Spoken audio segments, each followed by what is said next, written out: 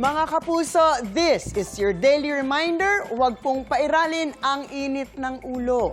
Viral ngayon online ang video ng isang lalaking nanutok ng barel sa isang motorista dahil umano sa parking. Lagi kayo nakakabala rin. Ngayon lang ako pumarada dito, sir. Siguro yung dating kasama mo. Malis ka na! O di alis, sir. Wala namang problema. Pero bakit, sir? Tama na. Bakit, sir, may dala kayong baril? Mainit ang ulo ko doon. General ako, ha? Naku, kita sa video ang pag-amba ng barel ng lalaking nagpakilalang general. Nakakaabala raw kasi ang motorista na nakaparada sa harap ng bahay ng lalaki. Nasa 1 minuto ring nagtalo ang dalawa bago umalis ang lalaking kumukuha ng video. Ayon sa pulis, pinag-aaralan na nila ang viral video at kung legal ba ang itinutok na barel.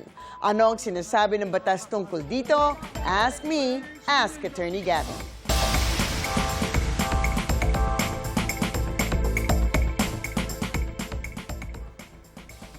Attorney, mainit na usapin pa naman ngayon ang paggamit ng baril.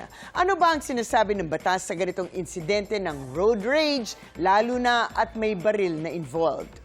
Well, sa mga kasong ganito, sa ilalim ng batas natin, yung pagbabanta na sasaktan mo ang isang tao, halimbawa, ay isang krimen known as grave threats under Article 282 ng Revised Penal Code. Yung threat na papatayin kita, or sasaktan kita, or yung tutukan mo ng baril ang isang tao kahit na walang salitang ginamit, obviously ay isang threat to commit harm. Maaari itong grave threat subject to a condition. Halimbawa, babarilin kita pag hindi mo tinanggal ang kotse mo dito. Maaari din itong light threats under Article 285 na nagsasabi na yung pagwisawis ng baril or weapon or pagbabanta na gumagamit ng isang weapon, ito ay light threats. Pero light threats lamang at mas mababa ang penalty, so depende sa facts ng kaso. In any case, dahan-dahan po kayo sa pag-handle ng baril dahil maraming posibleng kaso ukol sa paggamit nito. Halimbawa, yung magpuputok kayo ng baril dahil piyesta o dahil bagong taon.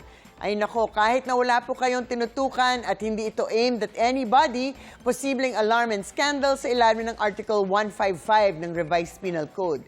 Yung tututukan mo ang isang tao at papuputukin ng barel na gusto mo lamang takutin nang walang intensyon na manakit o pumatay, well, krimen din po yan, illegal discharge of firearms sa ilalim ng Article 254 naman.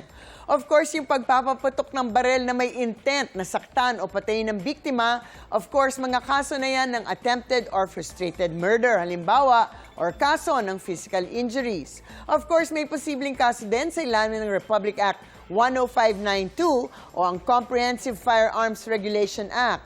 Meron kayang permit ang barel? Lisensyado ba to?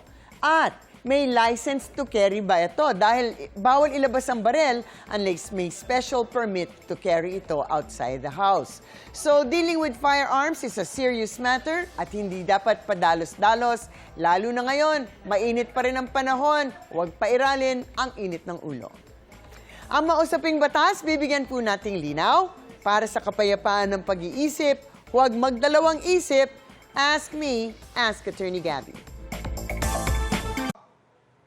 Ikaw, hindi ka pa nakasubscribe sa GMA Public Affairs YouTube channel? Bakit? Mag-subscribe ka na, dali na, para laging una ka sa mga latest kwento at balita. I-follow mo na rin ang official social media pages ng Unang Hirit. Salamat, Kapuso.